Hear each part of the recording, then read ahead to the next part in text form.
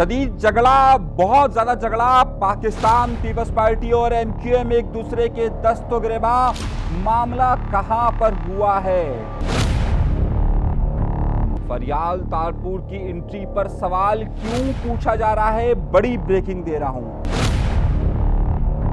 17 तारीख को वजीरे आला हाउस का घेराव कौन करने वाला है, यह खबर भी आपको देने वाला हूं। और साले बहनोई का खेल क्या है, इस पर जो सवाल उठा ये भी आपके सामने रखने वाला हूं। सुपर लेजर रफाल की नाकामी के बाद अगला प्रोजेक्ट क्या आ रहा है इंडिया की तरफ से, ये भी आपके सामने रखेंगे। और इजराइल की जाहिलियत का जवाब देते देते देते ईरान अब उस जगह कहां पहुंच चुका है कि अब इजराइल नेस्त नाबूद होने वाला है। आज की अहम खबर। इससे पहले कि मैं आपको तहलका अंगेज खबरें देना शुरू करूं और बहुत बड़ी बड़ी खबर देना शुरू करूं, आप सबसे हमेशा की तरह एक छोटी सी दरख्वास्त करता हूं कि डरिए मत, खौफजदा मत हो, आप का गिरबान कोई नहीं पकड़ेगा। चैनल को सब्सक्राइब जरूर कीजिए। कहानी बातों से लेकर जुमलेबाजी से लेकर यहां तक पहुंच गई कि अब दस्तो गिरेबा हुआ जा रहा है। क्या वाकई में ये दस्तो गिरेबा हो गए? पाकिस्तान पीपल्स पार्टी और एमक्यूएम के दरमियान इख्तलाफात इस नहज पर क्या पहुंच चुके हैं कि अब सख्त जुमले, सख्त बातें और उसके बाद तंज और धमकी के बाद अब दस्तो गिरेबां एक दूसरे का गिरेबान पकड़ने की कोशिशें कहां हुई है। एक सूबाई वजीर किस तरीके से सामने आए, ये बहुत अहम बातें आपके सामने रखूंगा। लेकिन इन सब के लिए आपको प्रोग्राम आखिर तक ज़रूर देखना होगा। प्रोग्राम को आखिर तक ज़रूर देखिएगा और चैनल सब्सक्राइब ज़रूर कीजिए। अपने प्रोग्राम का बाकायदा आगाज़ करते हैं अपने परवरदिगार के शुक्र से। मामला छोटा नहीं है, कहानी को पूरी समझिएगा और तफसील के साथ समझिएगा। पाकिस्तान पीपल्स पार्टी और एमक्यूएम यहां पर जहां सिंध के अंदर एक दूसरे के मुखालिफ नजर आती है, वहीं पर वफाक के अंदर दोनों एक दूसरे की बहुत बड़ी इत्तेहादी भी हैं। इत्तेहाद और इनका इत्तेहाद रखने के लिए कौन सी चीज़ दरमियान में मौजूद है, ये आपको और मुझे बल्कि पूरे शहर को, पूरे सूबे को और पूरी सबको मालूम है इस बात का।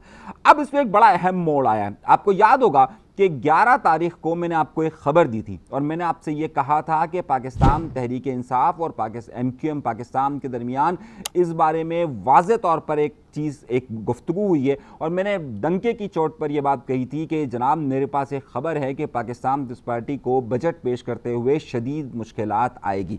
आप मेरा प्रोग्राम जाकर देख लीजिएगा, मैंने आपको ये खबर दी थी।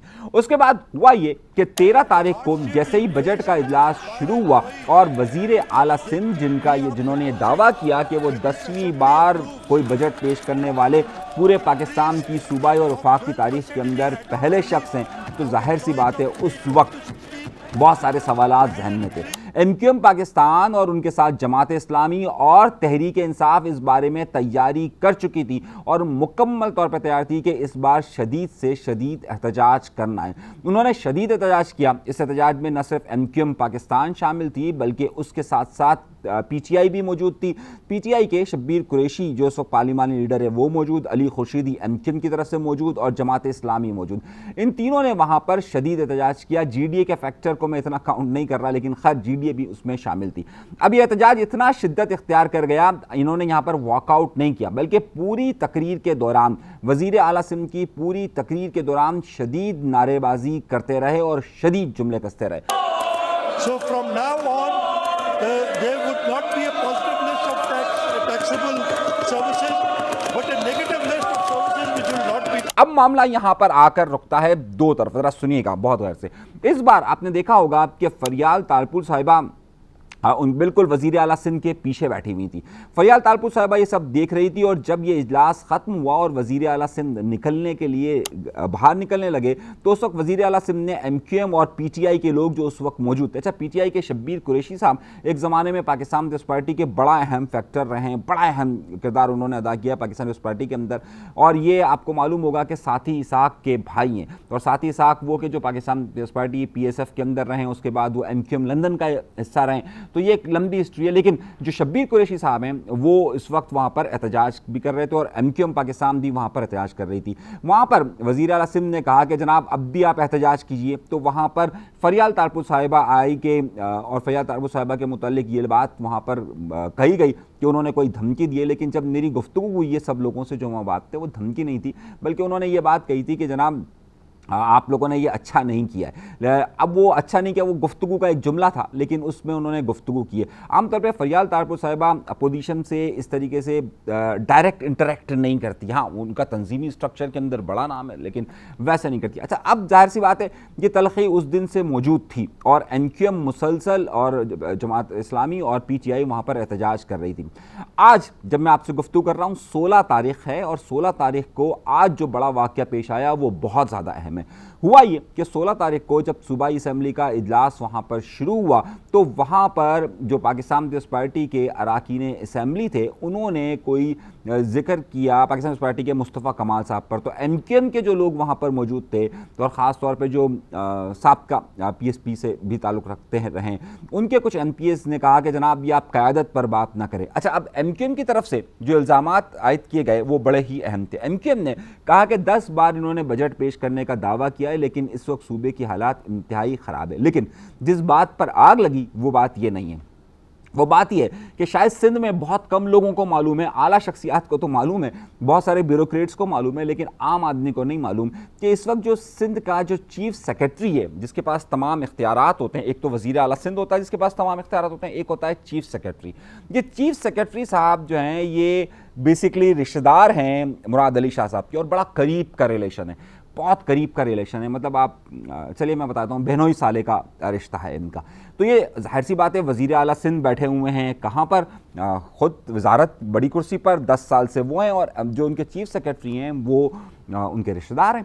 तो अब वहाँ पर MQM ने जो आदिल अस्करी साहब है वो तकरीर करने खड़े हुए और उन्होंने जो है वो फिर वहाँ पर निशाना बनाना शुरू किया चीफ सेक्रेटरी साहब को। तो वहाँ मुकेश कुमार चावला खड़े हुए। अच्छा, जब मुकेश कुमार चावला खड़े हुए तो मुकेश कुमार चावला ने वहाँ पर कहा कि किस तरह की लैंग्वेज इस्तेमाल की जा रही है और ये ठीक है, हमने मुस्तफ़ा कमाल साहब पर जब बात की थी और कहा था कि क़यादत पर बात नहीं होगी तो आप क्यों क़यादत पर बात कर रहे हैं। अब वहाँ पर तू में अच्छा जिस वक्त ये क्लैश चल रहा है ना, एन उसी वक्त अगर आप मुख्तलिफ जो पाकिस्तान पीपल्स पार्टी के अरकान मौजूद हैं उनका रिएक्शन भी देख सकते हैं। वो पहले से ही जो CM साहब की मीटिंग के हवाले से हुआ था उस पर काफ़ी वो थे और फिर जब ये गुफ्तगू शुरू हुई तो ज़ाहिर है वो भी बोलना शुरू हुए। तो शजील नाम नेमन साहब का वहाँ पर एक रिएक्शन आना शुरू हुआ, यानी कि उनके फेस एक्सप्रेशन इस तरह के बताना शुरू किए कि अब ये मामला गड़बड़ की तरफ जा रहा है। जब वहाँ पर यह हुआ तो फिर यहाँ से दोनों तरफ से जुमलों का तबादला हुआ। यहाँ से जो MQM के लोग हैं उन्होंने शदीद नारेबाजी शुरू की तो दूसरी तरफ से पाकिस्तान पीपल्स पार्टी के लोगों ने नारेबाजी शुरू की। अब एक दूसरे की तरफ जब ये शिद्दत आई तो एक दूसरे के करीब बढ़ना शुरू हुए। उसी में शर्जील इनाम नेमन साहब भी आगे बढ़े और शर्जील इनाम नेमन साहब के साथ साथ जो है वो दीगर जो MQM के लोग हैं उसमें आप नजम साहब को ले लीजिए, नजम मिर्ज़ा साहब हैं, अली खुर्शीदी साहब से वो स्पीकर साहब कहते रहे कि जनाब ज़रा सा आप इनको तहम्मुल में लें। वहाँ से पाकिस्तान पीपल्स पार्टी को बात करते रहे। नजम मिर्ज़ा साहब हैं, आदिल अस्करी तो सब तकरीर कर रहे थे, उसमें उस्मान जो MP हैं इनके, फरहान अंसारी हैं, ये सब लोग उसके, जमाल शेख हैं, ये सारे लोग उस पर जो है वो उस वक्त PTI के लोग दरमियान में कूद पड़े। शब्बीर कुरैशी साहब ने इनके दरमियान मामला को आगे पीछे करवाने की भी कोशिश की और फिर जो है वो MQM के लोगों ने इनको, जो MQM की सीनियर क़यादत हैं उसमें अली खुर्शीदी, नजम मिर्ज़ा वगैरह साहब जो हैं, ये सब इन्होंने MPs ने इनको पीछे करने की कोशिश की। दूसरी तरफ जो क्या नाम है उनका, शजील इनाम मेमन साहब भी उस तरफ बढ़े तो ज़ाहिर है शजील इनाम मेमन साहब को भी फिर अपनी सीट की तरफ ले जाया गया। तो शदीद तल्ख़ कलामी हुई, शदीद जुमलेबाजियों का हुआ और जो सबसे अहम नुक्ता ये था कि आमतौर पर जो इनकी सीनियर रहनुमा हैं जिसमें शजीना मेमन साहब हों, फरियाल तारपुर साहिबा हों, नासिर हुसैन शाह साहब हों, वो आमतौर पर इन तमाम मामलात को ठंडा करने की तरफ आते हैं, जबकि इस तरफ से अली खुर्शीदी साहब या ये नजम साहब या ये दीगर लोग करीब आते हैं इस सारे मामलात को हल करने के लिए। लेकिन इस बार तलखी इतनी बढ़ गई थी कि थोड़ा सा वक्त लगा इसमें। और तो क्या ये तलखी ज़्यादा मज़ीद आगे बढ़ेगी? देखिए तलखी, अब सवाल यह है कि ये असम्बली के अंदर अपोजिशन एक बड़ा अहम रोल अदा करती है और MQM इस पोजीशन को इस वक्त जाने नहीं देना चाहती। MQM किसी तौर पर भी जो PTI है उसे या जमात को मौका नहीं देना चाहती और वो ख़ुद एक बड़ी अपोजिशन के तौर पर बात करना चाहती है। MQM के अपने अंदरूनी इख्तलाफात अपनी जगह पर वो चल रहे हैं, सही है, वो सारे मामला चल रहे हैं, लेकिन कम अज़ कम MQM ने सिंध असम्बली के अंदर ये बात साबित की कि जनाब उनके तमाम MPAs एक हैं। ये एक बड़ी बात है। दूसरी तरफ पाकिस्तान पीपल्स पार्टी ने अपनी आला क़यादत पर, यहाँ तक कि वज़ीर आला पर भी होने वाले इल्ज़ामात को संजीदा लिया है। आमतौर पर इतना सख्त रद्दमल नहीं आता, लेकिन मुकेश कुमार चावला साहब हों या शजीना मेमन साहब हों या दीगर उनके अराकीन हों, उन्होंने इस हवाले से शदीद रद्दमल का इजहार किया। तो अब क्या उसके बाद मामलात हुए? उसके बाद मामलात को ठंडा करने के लिए दोनों तरफ के कुछ राब्ते हुए हैं। ये मैं आपको ऑफ द रिकॉर्ड नहीं बल्कि ऑन द रिकॉर्ड बता रहा हूँ। राब्ते ऑफ द रिकॉर्ड हुए हैं, लेकिन ऑन द रिकॉर्ड मैं आपको बता रहा हूँ कि इस हवाले से बात हुई है कि इस मामले को दोनों तरफ से बैठ कर ज़रा सा ठंडेपन से इसको हल किया जाए। तो ये मामला बजट सेशन है, ज़ाहिर है इसमें गर्माहट का ये माहौल रहेगा, लेकिन कोई संजीदा अवामी तौर पर इसका कोई क्लैश नहीं है। इसका क्लैश जो है वो ज़्यादातर असम्बली के अंदर है। असम्बली के अंदर इस हवाले से माहौल गर्म रहा है और ये ज़ाहिर होता रहता है। तो इसमें कोई बहुत बड़ी खबर सिर्फ यही है कि दोनों तरफ से अगर खबर ये देखिए तो खबर का आंसर सिर्फ यह है कि MQM के अपने इख्तलाफात एक जगह पर, लेकिन MQM कम अज़ कम उस जगह पर एक साथ अपनी खड़ी हुई नज़र आई, एहतजाज करती हुई नज़र आई। दूसरा पाकिस्तान पीपल्स पार्टी के अपने अंदरूनी इख्तलाफात एक तरफ, लेकिन वो अपनी क़यादत की, चाहे सूबाई क़यादत हो चाहे वो उनकी मेन सेंट्रल लीडरशिप हो, उसके लिए सामने नज़र आई। क्योंकि फ़याल तारपुर साहिबा ने उस दिन रद्दमल दिया था वज़ीर आला सिंध की तकरीर के हवाले से जो एहतजाज हुआ था। तो ज़ाहिर फ़याल साहिबा के रद्दमल को और फिर सब लोग रद्दमल ही समझते हैं पाकिस्तान पीपल्स पार्टी के अंदर। और फिर ज़ाहिर उस सूरत में अगर MQM या अपोजिशन ये रद्दमल देगी तो पाकिस्तान पीपल्स पार्टी ने भी ये तय किया हुआ है कि जनाब वो भी उस तरफ से उसी तरीके का रद्दमल देंगे। तो ये एक फेस वो है, ये माहौल रहता है और ये इसी तरीके से चलेगा। अब आइए अगली खबर की तरफ। अगली खबर ये है कि मैं आपको एक बड़ी ब्रेकिंग न्यूज़ दे रहा हूँ कि वैसे माहौल बड़ा सन्नाटा नज़र आ रहा है, लेकिन 17 तारीख को, आज 16 तारीख है, 17 तारीख का एक ऐलान हुआ है। अभी तक उस ऐलान की वापसी का नहीं हुआ है और वह है जमीयत उलमाए इस्लाम की तरफ से। जमीयत उलमाए इस्लाम मौलाना फजलुर रहमान साहब के जो सूबाई सदर हैं, उन्होंने ऐलान किया है कि मुख्तलिफ वजूहात पर और मुख्तलिफ अवामी मसाइल की वजह से वो CM हाउस का घेराव करेंगे। अब ये वज़ीर आला सिंध का घेराव करने की तरफ जा रहे हैं। एक तरफ असम्बली के अंदर ये मामला गर्म चल रहा है और दूसरी तरफ जो है वो जमीयत उलमा इस्लाम ये बात कह रही है कि उन्हें CM हाउस का घेराव करेंगे। अच्छा, जो माजी की तारीख रही है उसमें ये हुआ है कि जब इनके काफ़िले मुख्तलिफ शहरों से आए हैं, अच्छा पिछली बार भी इन्होंने जो प्रोटेस्ट किया था उसमें शहर से भी इनके लोग गए थे, लेकिन मुख्तलिफ शहरों से जब आए थे तो उस वक्त इनको रास्तों में रोका गया था। और फिर आपको पता है शारा फैसल पर इनके जमीयत उलमा इस्लाम और इनके दरमियान काफ़ी तसादुम की कैफियत बनी थी। तो अब देखना यह है कि जमीयत उलमा इस्लाम को रास्ता दिया जाता है और ज़ाहिर रेड जोन करार दिया रहा है और जमीयत उलमा इस्लाम इस बारे में वाकई में आती है नहीं आती, या पिछले अगले चंद घंटों के अंदर कोई तब्दीली रोनुमा होती है और वो अपने प्रोग्राम को पोस्टपोन करते हैं या कैंसिल करते हैं, तो ये एक अलग बहस होगी, या फिर अपने हिकमत अमली को तब्दील करते हैं तो ये एक अलग बात होगी। लेकिन पिछली बार जो है वो इनका शदीद टकराव हुआ था और जमीयत उलमा इस्लाम खासतौर पर सुमरो साहब, क्योंकि मेन इंटीरियर सिंध की वो पॉलिटिक्स करते हैं और वहाँ पर पाकिस्तान पीपल्स पार्टी के खिलाफ वो एक बड़ा धरने का ऐलान कर रहे हैं। तो ये खबर भी एक हमारे पास है कि 17 तारीख को अहम शाहराहों पर अगर इन्हें रास्ता रोका जाता है या आते भी हैं, अभी तक ये फाइनलाइज नहीं है, लेकिन मेरे पास, मैं आपको क्लिप सुना देता हूँ, सुन लीजिए। 17 जुलाई तक सिंध हुकूमत अमन कायम करवाए, मगवी जो इस वक्त डाकू के पास हैं उनको बाजियाब करवाए, स्ट्रीट क्राइम का खात्मा करवाए, कबायली लड़ाइयों के खात्मे के लिए तारीखें मुकर्रर कराए। अगर नहीं तो 17 जुलाई बरोज जुमेरात दोपहर 2 बजे सिंध के वजीर आला हाउस की तरफ सिंध अमन मार्च किया जाएगा।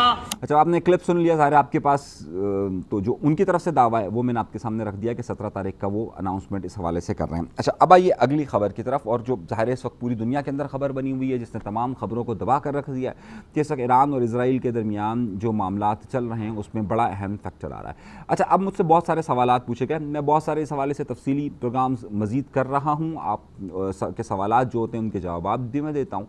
एक बड़ा अहम सवाल ये पूछा जा रहा है कि जनाब अब तक इस जंग के अंदर आखिर जीत किसकी हो रही है। देखिए, जंग के वक्त में जो सबसे बड़ा मसला होता है वो साइकोलॉजिकल और प्रोपेगेंडा वॉर का होता है।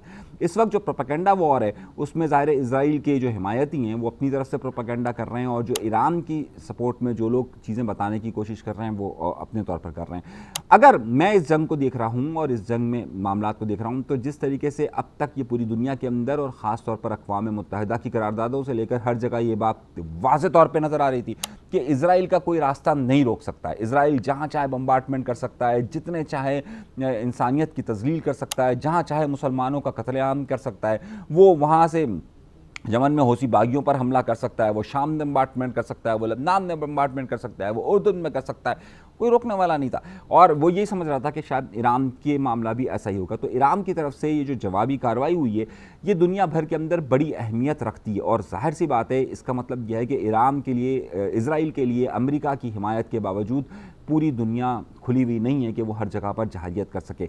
यही वो सबसे बड़ी जीत है कि जो सामने पेश की जा रही है। अकेले तन्हा उसका मुकाबला करना, और फिर इस वक्त ज़ाहिर अरब ममालिक सपोर्ट एक बयानात की हद तक तो बात कर रहे हैं, मुस्लिम ममालिक बयानात की हद तक तो बात कर रहे हैं, लेकिन ज़ाहिर ईरान को वो फुली तौर पर जंग में इन्वॉल्व नहीं है लोग जिस तरह ईरान इन्वॉल्व है। तो ईरान तन्हा इसका मुकाबला कर रहा है। ईरान अब ये जंग की शिद्दत में ज़ाहिर इजाफा होगा। कुछ अगर आप टीवी चैनल्स को ज़रा देखिए, जैसे अल जज़ीरा या दीगर टीवी चैनल्स को अगर आप देखिए, तो आपको अंदाज़ा होगा कि बैकडोर इस हवाले से कोशिशें तेज़ की जा रही है कि ये मामला रुक सके। अगले दिनों के अंदर अगर ये आबनाए हुर्मुज़ को रोकने की कोशिश होती है, और वो तंग रास्ता समंदर के अंदर के जिसे आबनाए हुर्मुज़ कहा जाता है, जो सिर्फ 33 किलोमीटर चौड़ा है, बस उस 33 किलोमीटर के अंदर अगर ईरान इस मामले को रोक, वहाँ से जहाज़ों की आमदोरफ्त को रोकता है, तो पेट्रोलियम मसनूआत की कीमतों में बेतहाशा इजाफा होगा। इस वक्त जो पाकिस्तान की इसमें सारी इन्वॉल्वमेंट है, बहुत सारे बयानात पाकिस्तान की तरफ से ऐसे बनाए जा रहे हैं कि जो AI से जो इंडियन प्रोपेगेंडा है वो सामने आ रहा है, और इंडियन प्रोपेगेंडा ये है कि वो किसी तौर पे पाकिस्तान के लिए रास्ते तंग करना चाहता है। लेकिन पाकिस्तान ज़ाहिर इन तमाम चीज़ों पर बड़ी गहरी निगाह रखे हुए, और वो इस तरीके का ख़ास तौर पर प्रोपेगेंडा कर रहे हैं कि पाकिस्तान जो है पे जो पूरी दुनिया का रुख है और ट्रंप का जो रुख है वो पाकिस्तान के खिलाफ आ सके, लेकिन अभी तक शायद ऐसा मुमकिन नज़र नहीं आ रहा है। तो पाकिस्तान की अपनी इस हवाले से वाज़ेह पॉलिसी है, और आइंदा दिनों के अंदर क्या हुआ, कुछ लोगों ने कहा कि बलूचिस्तान के जो ईरान के साथ जो ईरान का जो इलाका है सीस्तान, जिसे आमतौर पर ईरानी बलूचिस्तान कहा जाता है, वहाँ पर ज़लज़ले के झटके महसूस हुए। कुछ लोगों ने ये कहा कि क्या ईरान ने वहाँ पर कोई एटमी तजर्बा किया है, क्योंकि पाकिस्तान ने भी बलूचिस्तान के अंदर अपने एटमी तजर्बात किए थे, तो वहाँ पर बड़े लंबा एक पहाड़ी सिलसिला है, तो क्या वहाँ पर कोई तजर्बा हुआ है। इस हवाले से अभी तक कोई ज़मीनी हक़ाइक़ सामने नहीं आ सके। सिर्फ ये ज़लज़ले को प्रोपेगेंडा के तौर पर बहुत सारे लोगों ने इस्तेमाल करना शुरू कर दिया कि जनाब ये सारा मामला हुआ है। एक यरूशलेम पोस्ट जो इज़राइल का बड़ा मशहूर अखबार है, उसके हवाले से एक जाली कटिंग चल रही है कि जिसमें कहा जा रहा है कि पाकिस्तान ने जो है वो उन्हें एटमी टेक्नोलॉजी दी है और पाकिस्तान ने दीगर चीज़ें दी हैं। मैंने जब यरूशलेम पोस्ट की वेबसाइट पर जाकर इस खबर को सर्च किया तो मुझे अंदाज़ा हुआ कि खबर झूठ है। तो बहुत सारी प्रोपेगेंडा न्यूज़ इस वक्त आ रही है, सच क्या है ये बात अब ज़ाहिर वक्त बताएगा, लेकिन सिर्फ इस वक्त जो सच है वो सिर्फ ये है कि ईरान ने इज़राइल को जो है वो जवाब दिया है कि जो अब तक तारीख़ में सामने नहीं आ सका है। 1948 में इज़राइल के वजूद से लेकर अब तक का ये सबसे ताकतवर है। इख्तलाफात हो सकते हैं, लेकिन हम सबको शिया सुन्नी इस सारे इख्तलाफात से हट कर, मैं हमेशा ये बात कहता हूँ कि इससे हट कर हमें इस बात पर गौर करना चाहिए कि किसी भी तौर पर इज़राइल की जहारियत कबूल नहीं है, और किसी भी तौर पर इज़राइल के वजूद को तस्लीम नहीं किया जा रहा। मुसलमानों की जगहों पर इज़राइल की नाजायज़ कब्ज़े को किसी तौर पर तस्लीम नहीं किया जा सकता। और मैं इसके लिए चाहे एक चिड़िया छोटी सी उठकर भी अगर अपनी चोंच में हल्का सा भी अगर किरदार अदा करेगी तो हमें उसका साथ देना चाहिए। तमाम तर इख्तलाफात को, अपने मामलात को पसे पुश डालते हुए कुछ भी कह लीजिए, हमें उस वक्त इज़राइल की जहारियत किसी तौर पर कबूल नहीं है। अपना बहुत सा ख्याल रखिएगा। अल्लाह तबारक व तआला आप सबको खुश व खुर्रम रखे, आबाद रखे, सलामत रखे, कायम रखे। इजाज़त दीजिए, अल्लाह ने के बाद।